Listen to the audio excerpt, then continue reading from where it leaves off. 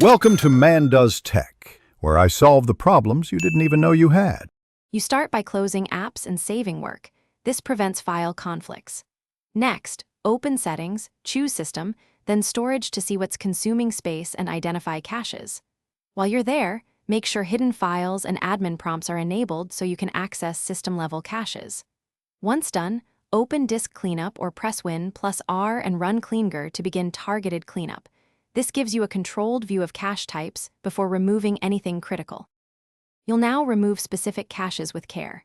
Use Disk Cleanup, click Clean Up System Files, and check Temporary Files, Thumbnails, and Delivery Optimization. These free space fast. Then clear Microsoft Store cache with WS Reset and purge browser caches in each browser's settings.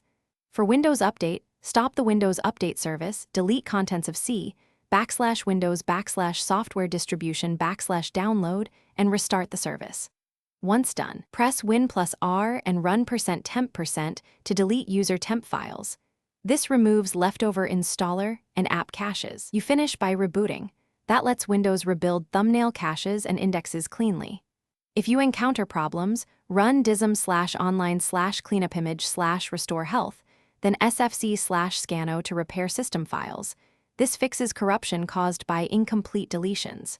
Make sure to check Windows Update after repairs, and if something still breaks, restore the system using a recent system restore point.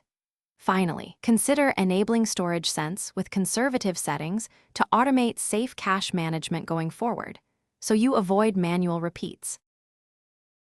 Thanks for watching. If you found this helpful, don't forget to like and subscribe.